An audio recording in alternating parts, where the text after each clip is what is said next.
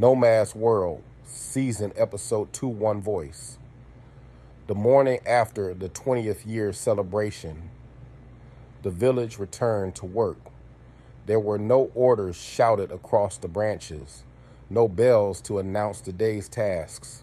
No one needed to be told where they belonged. They simply knew. Families stepped from the great oak, where many still live while new hollows were being completed, carrying tools they had made with their own hands. Some headed toward unfinished hollows. Others crossed the bridges to continue weaving railings, repairing walkways, or shaping new homes from the living wood. Children followed close behind, carrying smaller bundles they could manage. Every pair of hands mattered. The village wasn't just rebuilding, it was raising another generation. Tim was already awake. He walked slowly through the village, stopping whenever he noticed something needing attention. One bridge rope had loosened during the night. He tightened it. A water barrel sat nearly empty. He asked two young adults to refill it. An elderly villager struggled with a bundle of bark. Tim quietly stepped forward and lifted it onto his own shoulder. "Thank you," Tim smiled. "We'll get it there together." By the time the morning sun reached the highest branches, half the village had already spoken to him. Some came looking for help.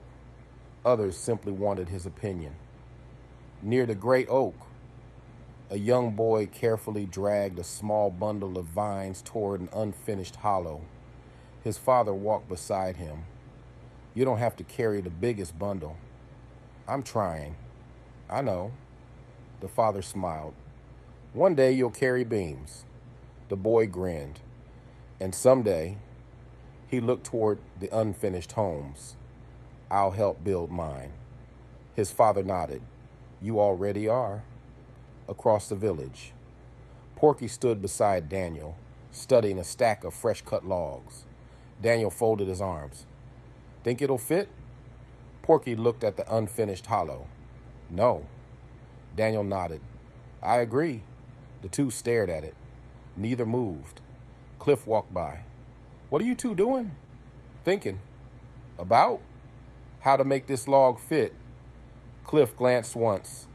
"It won't." Porky smiled. "That's what we were afraid of." Cliff laughed. "You've been standing here 5 minutes to figure that out." "We wanted to be certain." Cliff picked up his carving axe. "I'll shorten it." As he walked away, he added, "You two have gotten better." Daniel smiled. "We've had a year." Cliff nodded. "So has the village." Farther along the upper branches, Rain balanced across a support beam, carrying folded cloth and woven ribbons. Chip followed behind with vines over one shoulder. "You know," Chip began, "if you walk slower, I wouldn't." "You don't even know what I was going to say." "I do." Chip laughed. "You were going to tell me I walked too fast." "You do." Rain reached the other side first. She stopped beside a flowering vine and carefully picked several blossoms. Chip looked puzzled. "I thought yesterday's celebration was over." "It is. So why the flowers?"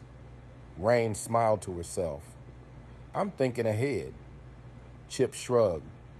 "I've learned not to ask." "Smart choice." Near the center of the village, several elders gathered beneath one of the oldest branches. Unlike yesterday, their faces carried quiet concern. One elder spoke first. "Our village grows." Another nodded. "And with growth comes more voices. So far, we've agreed, but agreement becomes harder." Silence followed. The oldest elder watched families working together below. Children carried vines. Parents carved beams. Young adults shaped new hollows beside experienced builders. Finally, he spoke. "For 20 years, we teach them. They learn to gather. They learn to hunt. They learn to weave. They learn to build. They learn to serve. He watched Porky and Daniel wrestling another beam into place. Yesterday, we told them they were ready, ready to build lives of their own, to raise families, to help carry this village forward. Another elder quietly replied, "And now, who carries us forward?" Their eyes drifted toward Tim. In the distance, he was helping repair another bridge. Not because anyone had asked, because he had seen it needed doing. The oldest elder nodded. "We have many respected voices." He paused. "But I believe it is time the village spoke with one voice." Tim knew nothing of the conversation. He and Daniel helped Porky lift another support beam. "Ready? Ready. Lift!"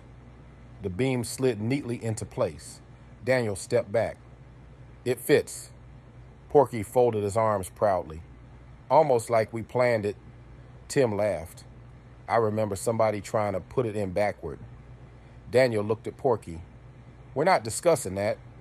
"I agree." Cliff stepped over and inspected the beam. He nodded once. "Nice work." Porky shrugged. "Just another hollow." Cliff smiled. "Every hollow matters." Neither Porky nor Daniel thought anything more of it. As the afternoon passed, the sound of carving echoed through the great oak. Another family carried woven mats from the crowded living quarters inside the tree to the doorway of their newly finished hollow. Neighbors gathered without being asked. Some carried furniture. Others hung lanterns. Children raced ahead, choosing sleeping spaces before the parents could stop them. An elder smiled. "Looks like the great oak just got a little quieter." The mother laughed. For a few days, everyone laughed with her. Late that afternoon, the elders approached Tim. He brushed the sawdust from his hands. "Everything all right?" The oldest elder smiled. "Very much so. We'd like to speak with you." "Now?" "If you have time." Tim glanced toward Cliff. "I'll finish here," Cliff said. Tim nodded. "I'll be back." Porky watched him leave. Daniel noticed. "What do you think that's about?" Porky shrugged.